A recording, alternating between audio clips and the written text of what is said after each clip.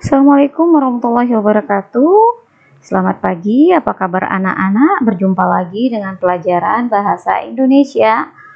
Hari ini kita akan membahas teks deskripsi bersama Ibu Dian Eka Sari. Baik, kita lanjutkan.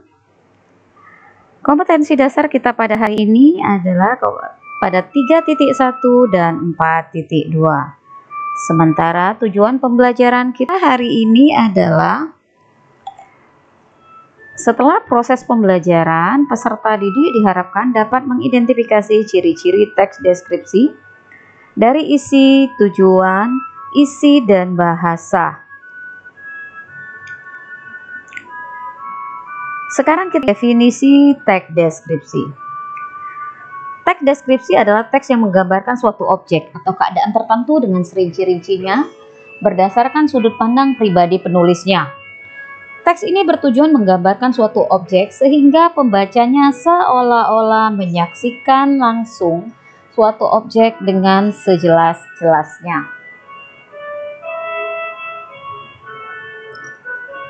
Ciri objek deskripsi.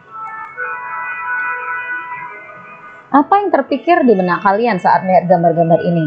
Ya, gambar-gambar ini sebenarnya adalah objek yang bisa dijadikan teks deskripsi. Sekarang kita lihat cirinya. Yang pertama, objek teks deskripsi itu bersifat khusus, ya. Jadi kalaupun dia menulis tentang kucing, maka bukan kucing secara keseluruhan, tapi kucing milik si A. Ketika dia membahas pantai, bukan pantai secara umum, tetapi pantai Senggigi, pantai Panjang, dan sebagainya. Kemudian yang kedua, bersifat subjektif dan personal, ya. Ketika dia membahas mengenai pantai, itu berdasarkan pandangan dia, bukan pandangan orang lain. Ketika dia membahas tentang kucing, dia berdasarkan pandangan dia. Baratnya, ketika pandangan dia tidak suka, maka dia tuliskan tidak akan menyukai. Tetapi ketika dia mencintai seekor kucing, maka dia akan tuliskan dia mencintai seekor kucing itu. Sekarang kita lihat tujuan teks deskripsi. Teks deskripsi menggambarkan objek dengan cara memperinci objek secara subjektif atau melukiskan kondisi objek dari sudut pandang penulis. Teks deskripsi bertujuan menggambarkan atau melukiskan suatu teks secara rinci dan konkret, sehingga pembaca seolah-olah bisa melihat, bisa merasa, bisa memegang, mendengar, atau menciumnya. Yang kita lihat dari ciri isi teks deskripsi. Isi teks deskripsi diperinci menjadi rincian bagian objek, jadi jelas isinya, rincian bagian objeknya. Kemudian isi teks deskripsi menggambarkan secara konkret. Teks deskripsi dengan banyak menggunakan kata khusus. Jadi yang digunakan adalah kata-kata khusus, bukan kata yang umum. Kemudian yang ketiga, isi teks deskripsi bersifat personal dengan kandungan emosi sehingga menggunakan kata-kata dengan emosi yang kuat. Selanjutnya, jenis teks deskripsi ada dua. Yang pertama, teks yang berdiri sendiri sebagai teks, nanti yang kita pelajari. Kemudian yang kedua, teks yang menjadi bagian dari teks lain. Ini contohnya pada novel atau cerpen. Kemudian ciri penggunaan bahasa teks deskripsi. Ini teks deskripsi yang pertama menggunakan kata khusus untuk mengkonkretkan. Yang kedua, menggunakan kalimat rincian. Yang ketiga, menggunakan majas untuk melukiskan secara nyata. Yang keempat, menggunakan kalimat rincian. Yang kelima, menggunakan kata sinonim dengan emosi kuat. Yang keenam, menggunakan kata ganti orang. Yang ketujuh, menggunakan kalimat dengan panca indera.